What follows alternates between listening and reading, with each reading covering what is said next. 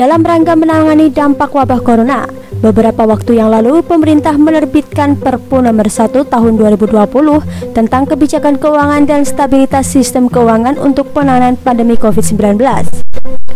Sebagaimana kita ketahui bahwa setiap kebijakan, baik itu yang bersifat mendesak maupun tidak, perlu yang namanya payung hukum. Dan Perpu COVID-19 ini diharapkan bisa menjadi pedoman bagi pemerintah dalam mengambil kebijakan dan langkah-langkah yang tidak biasa, guna untuk menanggulangi dampak corona yang lagi menggila saat ini.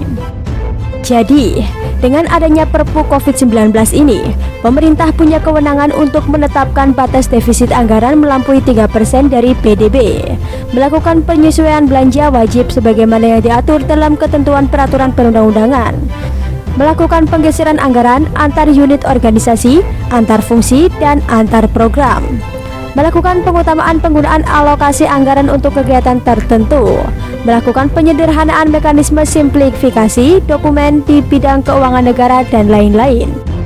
Artinya, dengan adanya Perpu ini, anggaran dapat lebih cepat dimanfaatkan untuk masyarakat karena adanya penyederhanaan prosedural.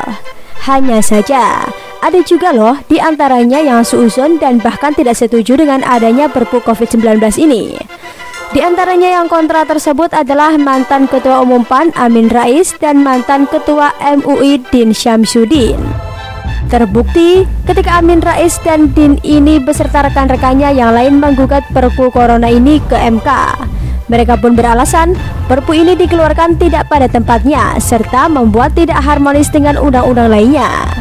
Tapi menurut hemat penulis, Amin dan Din menggugat Perpu COVID-19 ini bukan karena materi Perpu yang bermasalah, melainkan karena mereka tak suka sama Presiden Jokowi dan berusaha untuk menjatuhkannya. Kita perhatikan saja bagaimana rekam jejak keduanya terhadap Presiden Jokowi. Jahat banget.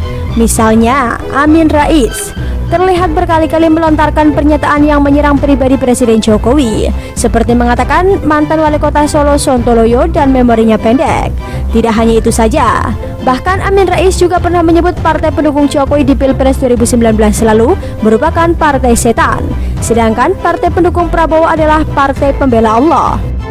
Sedangkan Din ini tak suka kepada Presiden Jokowi karena gagal dijadikan cawapres di Pilpres 2019 lalu. Padahal pada 2018 silam, tanpa basa-basi ia pernah mengatakan siap untuk jadi cawapres Jokowi. Bahkan, Din merasa kalau dirinya memiliki banyak pengalaman yang bisa dijadikan modal pencawapresannya, mulai dari pernah menjabat sebagai Wakil Ketua Fraksi Karya Pembangunan MPR RI, kemudian Ketua MUI dan Ketua Dewan Pertimbangan MUI, hingga pernah menjabat sebagai Ketua Pimpinan Pusat Muhammadiyah. Kalau ditanya apakah saya siap sedia? Saya selalu jawab saja kebetulan pernah diberi amanat memimpin organisasi besar Muhammadiyah yang gerakannya berskala nasional dan internasional dan kegiatan dalam berbagai bidang seperti negara itu sendiri, memimpin MUI, sekarang Dewan Pertimbangan MUI, memimpin organisasi tokoh beragama baik nasional Asia maupun dunia, ujarnya kala itu membanggakan diri. Sehingga modal saya rasakan dapat dimanfaatkan jika mendapatkan kesempatan. Oleh karena itu, saya tidak mau berbasa-basi, waduh pura-pura nggak mau gitu. Lanjutin berharap dibina oleh Jokowi beserta parpol pengusungnya. Akan tetapi, pengalaman berorganisasi yang seabrek itu ternyata tak membuat Presiden Jokowi beserta partai pengusungnya tertarik untuk meminang Din. Mereka justru lebih memilih mengusung Kiai Ma'ruf daripada si Din ini.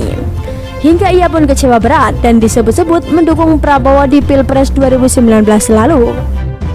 Hanya saja, niat Din dan Amin untuk menjatuhkan Presiden Jokowi lewat Perpu COVID-19 itu sepertinya gatot alias gagal total.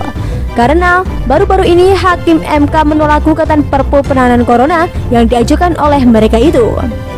Alasannya pun sederhana, karena Perpu COVID-19 ini telah menjadi undang-undang hingga secara hukum dianggap sudah tak ada lagi. Dan akibatnya, permohonan gugatan yang diajukan itu kehilangan objek. Menimbang bahwa dengan diundangkannya Undang-Undang Nomor 2/2020, maka Perpu 1/2020 tidak lagi ada secara hukum, Hal demikian berakibat permohonan para pemohon yang diajukan untuk penguji konstitusionalitas Perpu 1/2020 telah kehilangan objek, kata Hakim MK Aswanto saat membacakan putusan sidang 23 Juni 2020. Gagal maning deh, mau menjatuhkan Presiden Jokowi, dan Amin pun tetap jadi gelandangan politik setelah digusur oleh besannya sendiri Zulkifli Hasan dari Partai Amanat Nasional.